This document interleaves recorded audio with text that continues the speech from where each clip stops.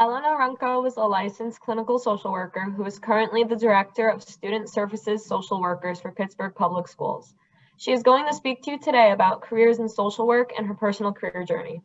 Thank you, Kelly. I just wanted to welcome everybody. Thank you for having me. I know that Miss Monica Pugh talked to you guys last week, and she talked about school counseling.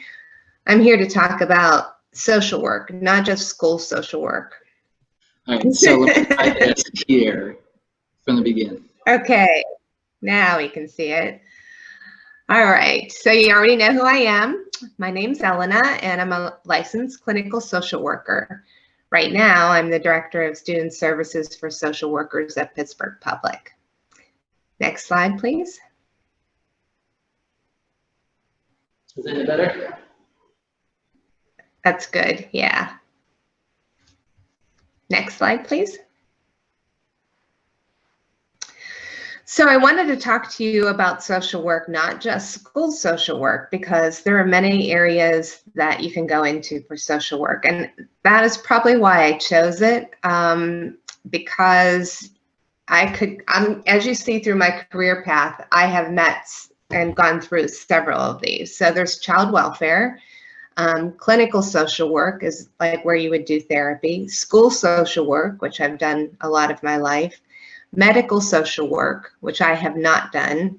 I have not done geriatric, which is working with older people. And macro social work is more into social justice and advocacy. And I have not done that as a professional. I certainly have done that on my own in different ways in volunteering, but I have not done that as a professional social worker. Next slide, please.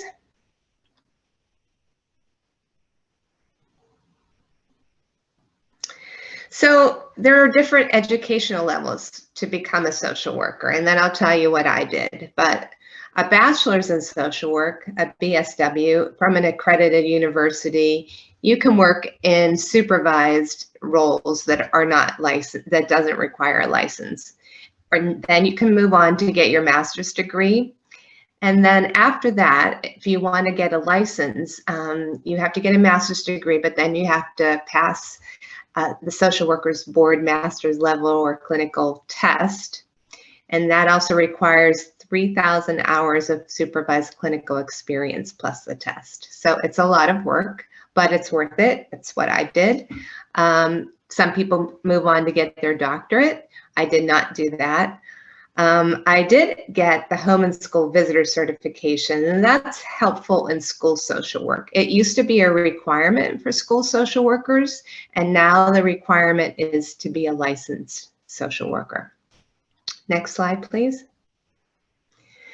So I wanted to talk a little bit about my journey and how I ended up to be where I am today. I always played school when I was little, and I wanted to be a teacher. And I always wanted to be a teacher, but by the time I was ready to go to college, my school counselors told me that there weren't jobs in teaching. And at that time, there probably weren't many jobs. So I decided that I really liked to do therapy. So I went into social work.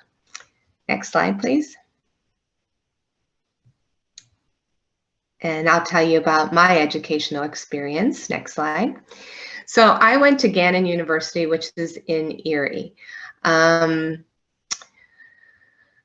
It was difficult for me. I was the first person in my family to go to college. I didn't have trouble so much being away from home, but I had trouble with the level of work. And I remember my senior year, probably, I think it was the last semester of my senior year, going to my advisor and telling him that I couldn't do it and that I was going to quit. He talked me down from that, and I ended up finishing my bachelor's degree. And I went to West Virginia University to get my master's degree after working for a year at CYF in Erie, which is that's where you go in and work with children who are abused or neglected and their families. So I didn't do that very long, and I went to West Virginia University, which I did not like. I was very lonely there, but it was only a year program because Gannon's program was so good, and it allowed me to go from 2 years down to 1. So I completed my master's degree in 1 year. And as I said, I got my LCSW after I worked for a while, and I'll go into that more. And then while I was working, I got my home and school visitor certification from Pitt, which I paid for by taking on student interns that were social work bachelor's degree interns. So that's how I paid for that. Next slide, please. So I worked in child welfare, and it was not a great fit for me. I always wanted to help people, and I felt like that was putting me in a role where everybody was afraid of me, or afraid of what I might do, what decisions I might make for their families. They didn't see me as someone who was going to be helpful, even though there were ways to be helpful in child welfare. So after being threatened many, many times and being held at gunpoint at one point in time, I decided that this was not for me. I was going to get my master's degree. Also, I'll mention that going into social work, you want to go into it for the reasons of wanting to do the work, not for the salary. It's not a high-paying salary. So to work in that environment wasn't something I wanted to continue. So I went to West Virginia University. And after I graduated from there, I went into community mental health. I did many things there. I was a drug and alcohol therapist and mental health with children, adolescents, adults. And then they required so much productivity, which means you have to see so many clients in 1 week. And it wasn't working because a lot of people weren't showing up, and I couldn't control that. So I couldn't hold that level of productivity. So the reason I'm telling you all that is when I went into prevention, that led me back to the schools. So it kind of went full circle that I wanted to be a teacher, and I found a position in social work that I got to go into schools. So I kind of burned out from doing therapy, and I went into prevention, which meant that I went into several school districts and did classroom presentations, assessed students for like support that they might need inside or outside of school, and then linked them to those services. I absolutely loved that job.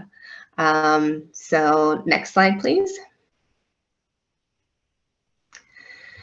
The pay wasn't great, but it was something that I loved to do, and I decided that I needed to get a part-time job. So I worked with a psychiatrist, and that lasted about 9 months, and that was working with children who were sexually abused. At that time, I had just had my daughter, and I felt like I couldn't separate my work from fearful of things that could happen to her. It just wasn't something emotionally that I could keep doing. So I had the opportunity to start my own private practice as a second job. So that was my part-time job as my private practice, seeing my own clients, as well as continuing to work for the community mental health agency, where I was going into schools and doing prevention and student assistance. Next slide, please. So you can see, like, my path just went all over the place, but I ended up back working in schools. My licensure was the thing that opened doors for me, because it allowed me to do therapy, it allowed me to do prevention, to get into schools. Right now, if you want to be a school social worker, you have to have your license. So it opened those doors for me.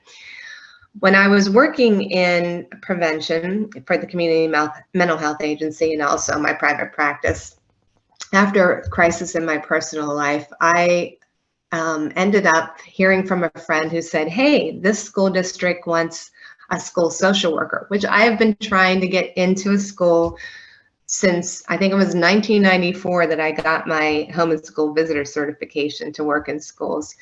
So that took a long time, and I had to be very patient, and I almost gave up. But I got a job working for a smaller school district as a school social worker, and I did that for 11 years while maintaining my private practice.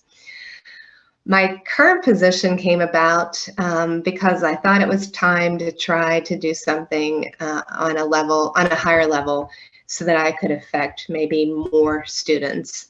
But I also continue my private practice even in this position as Director of Student Services. Next slide, please. So I want to tell you a little bit about my position right now. It's in administration. I often get asked the question, do I miss working directly with students? And the answer to that is always yes, but I find a way of doing that even now. Sometimes I go into schools when the social worker is on leave, or when they just might be out for the day and a school may need me. And also, I consult with social workers many times during the day with everything that comes up. But what I'm responsible for is attendance, homelessness, foster care, bullying and harassment. Trying to think of everything. There's probably even more things. When people make referrals to child welfare, or when they're reporting abuse, that also comes to me. So I oversee a lot of different areas in this job. It's a big job, and I just started in February during COVID. So that's been a challenge for me, but I didn't know if I was ready for a challenge at my age. I thought, just keep doing what I'm doing. But I think that's something that I want to share with you, is that always go for the challenge. It's worth it. So this was a very short presentation. I mostly wanted to hear your questions so that I could steer this into what you're really interested in, what part of social work you're interested in. You've always had like the social worker title, but you've always done like different categories of it. What was your favorite part? Like, what was your favorite position of being a social worker? Being a school one, helping young girls that were abused, or being in drug and alcohol, helping people that were that used to do drugs? So, that's an interesting question, because whatever I was doing at the time, except for the child welfare part, all the other positions that I was doing at the time were my favorite at the time. I loved doing drug and alcohol therapy. That was a long time ago, and it was very concrete. And by that I mean people were specifically coming for one issue. And we learned a lot later that most people are dealing with mental health and drug and alcohol. Maybe not most, maybe some people. But at that time, it was strictly, you just dealt with the drug and alcohol issue. And I found addiction to be very interesting and rewarding, because a lot of people made changes. I'll tell you a story that there was a man that I worked with for years. He was sober for 13 years, and he relapsed. And I was young, new to the field. He kept coming in week after week. He would always be suicidal. I'd have to make sure that he got into the hospital. And I said to him one day, what's it going to take for you to get back to sobriety? Because you were sober for a long time. Like, how can I help you? And he said, I don't know. I wish I had a dog to take care of. And I said, then go get a dog. And he got a dog, and he was sober for 20 more years. He died of other natural causes, but he continued to keep in contact with me, and he's one of my favorite people. So that job was amazing at the time. That was with the community mental health. I love doing prevention and going into many school districts, because I told you that that's what I wanted to do, was get into schools, and I loved that. When I went to my first school district to work as a school social worker, I really loved the people that I worked with, and I loved that job too. It was a higher level of stress, I would say, because we dealt with constant crises with children. And sometimes I feel like I felt responsible, and I kept trying. I would take that home with me emotionally, and I had to learn to separate it, because to be helpful to anybody, you can't carry that into your life 24/7, or you'll burn out and you won't be able to continue to help people. And that was a lesson I learned at that job. This job is still new to me, so it's still very challenging, and I was just ready for it. But, you know, right now I don't feel an expert in my position. I feel an expert in the clinical end of it and some of the information, but not how Pittsburgh Public runs and all their platforms that they use for not social media, but for any kind of contact with anybody, or all their systems is overwhelming to me right now. But the thing that I learned in changing positions all those times is that it takes 6 months to a year to really feel like you know what you're doing in any new job. So that's the other message I wanted to give to you is be patient and try to get through that time. And then if you realize it's not for you, it's not for you. Like, I changed out of child welfare. I think it was 1.5 years. I thought it was 9 months, but it was 1.5 years that I was there. So I knew it was time to move on.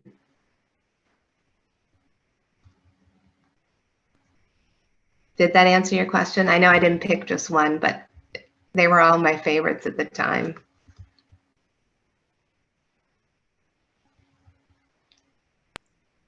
Trin, you're still muted, dear. Oh, can you guys hear me now? Yes. Oh, okay, thank you. Was there any other job that was similar to social work that you were interested in?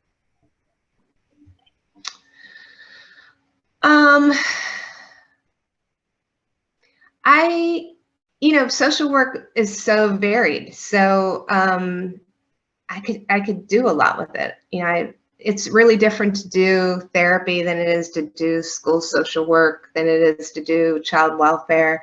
So it allows me to do many things, and probably my next step might be geriatric. I've learned a lot about that, dealing with my own parents as they aged and going into nursing homes. And I think I really understand that system and understand how to help families help their elderly loved ones. So that might be my next journey.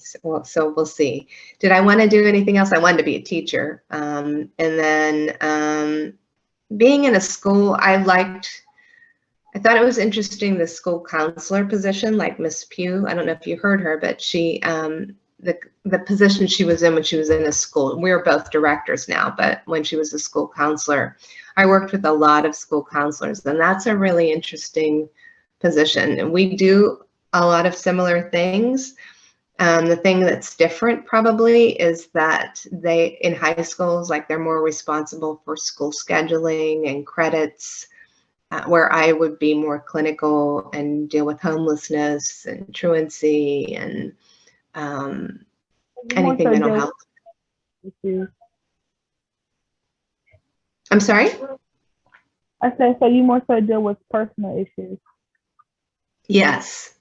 I mean, counselors do too, and sometimes there isn't a social worker in the building. Sometimes there's one social worker for a whole district, and the school counselors are the main contact. So they do a lot of that too. It really depends on what the school district does with that. And I've seen over the years, school districts choose school counselors, and then they may have one school social worker for a whole district. And then there's been this turnaround where they're hiring more school social workers, and school counselors in Pennsylvania are mandated in high schools, but that is not mandated in elementary. So a lot of them have hired school social workers kind of in that position. Great questions. Thank you, Trinity. So Danielle had a question in the chat. It was, do you teach students different agendas like mental health, etc.?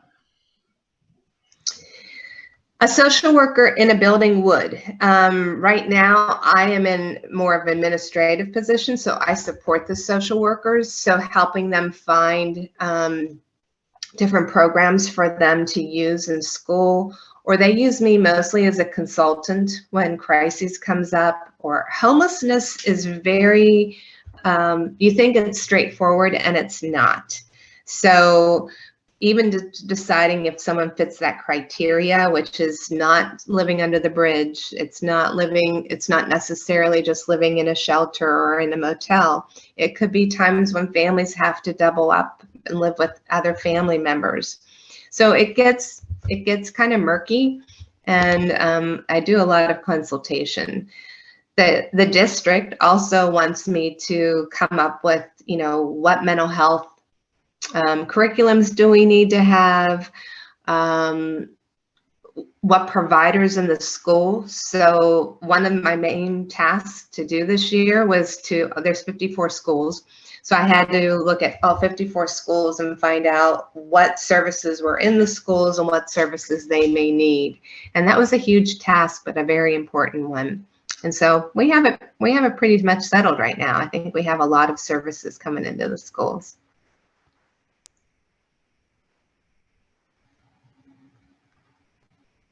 Ms. Elena, I know that a lot of and I know that I felt similarly, when I left college, that I was like, okay, cool, I'm all ready to do this job now.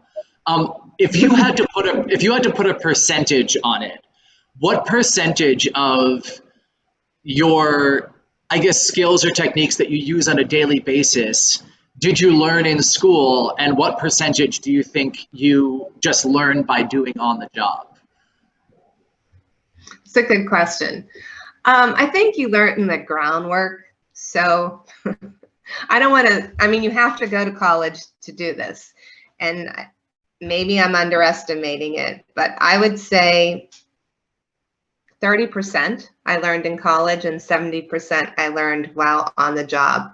And every time I started a new position, I felt like, I don't know what I'm doing. I remember the first time I had a family, it was drug and alcohol, family members were coming in, and I had to work with them. They were one of my favorite families.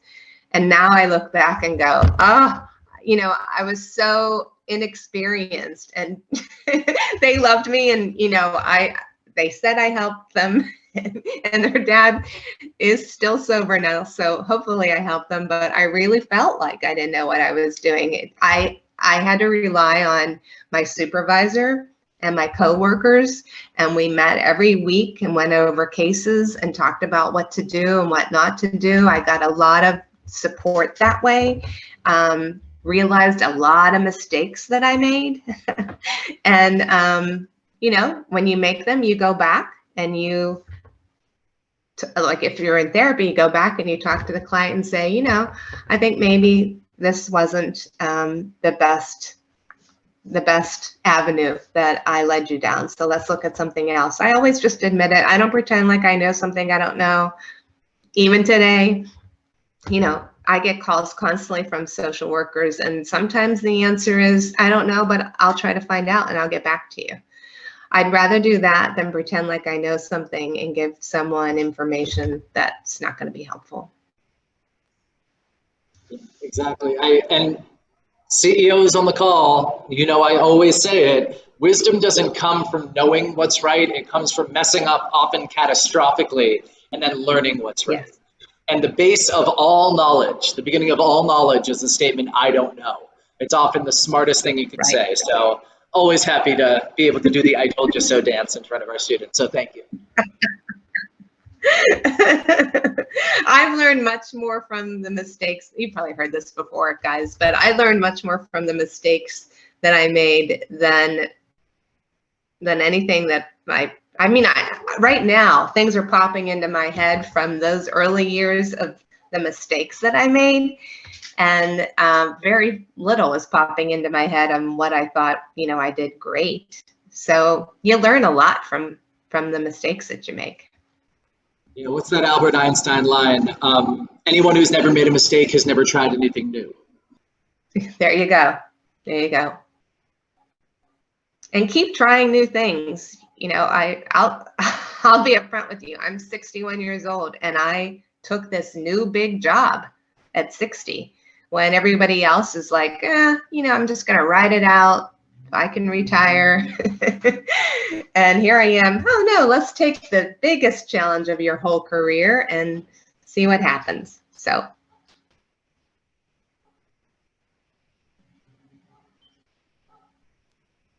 Anybody else have any questions for Ms. Elena? Daniel, I have a very hard time believing that you don't have anything you want to ask Ms. Elena.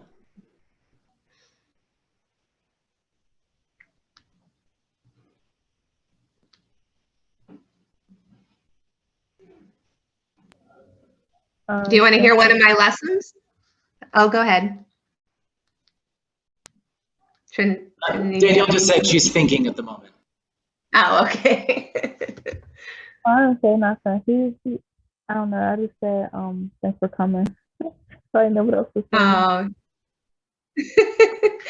you're welcome. You're welcome. Well, I did learn a huge lesson about chain of command. I was a strong advocate for my clients, my drug and alcohol clients, and I thought it would be a good idea as a social worker and as a therapist to call the executive director of a drug and alcohol facility to advocate for my clients. And I got called in by my supervisor, the director of my agency. I was 22 years old, and the executive director of that drug and alcohol agency. And I will never forget that, and I will never not go through the chain of command. I'll just say that's a lesson I learned. Like, you just go to the person, you know, your supervisor. It's their job to go to the director, and their job to go to that director. So, lesson well learned.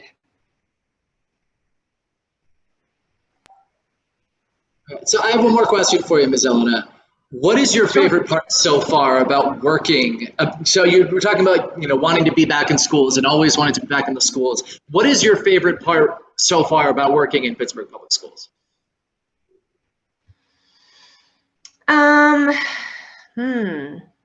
If it takes you a minute to think of something, we can edit this so that there's no evidence. That's... You know, my favorite part is always working with students, but I don't get to do that much right now. So I guess my favorite part is being able to consult with other social workers, because so much happens in so many of these schools. And I like the back and forth of, you know, talking with them and brainstorming with them, and they come with so much wisdom and experience themselves. And sometimes it reinforces what I already know, but also it feels good to be able to give them some information that they might not have thought about. So that's definitely my favorite part of this.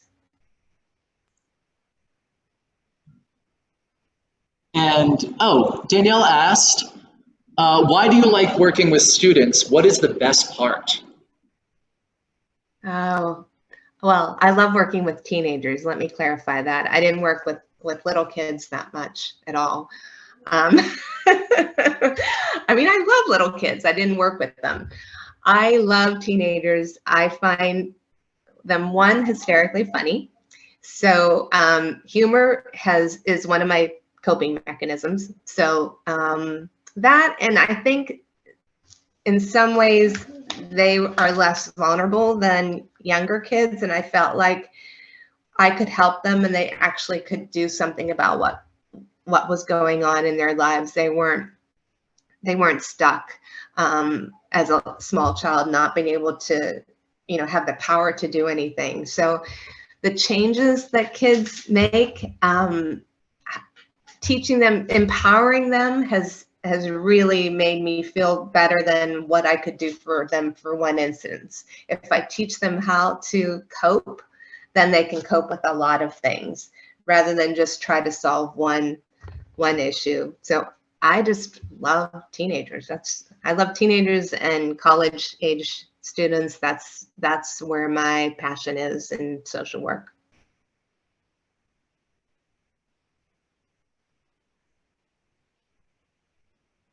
And then I just told you I might work in geriatric social work. So I don't know, go figure. That might be my next step in like 5 years or so. You might want to edit that out if anyone at Pittsburgh Public. No, I'm just kidding. They know. They know how old I am. Any last questions from anybody here? Well, Ms. Elena, thank you so much for your time. If I could have a, if not cameras on, mics unmuted, big thank you and round of applause for Ms. Elena. Thank you, Miss Thank you. Elena. Thank you. Thank you. You're welcome. My pleasure. Have a great weekend, everybody. And likewise, thank you. And anybody, if you have any questions for Ms. Elena that pop up after the fact, please let me know and I can either pass them along to her or put you in touch with her, okay? Absolutely, everyone. Feel free to contact me. Thank you again. Bye. Have a Have a great good weekend, weekend. Ms. Elena.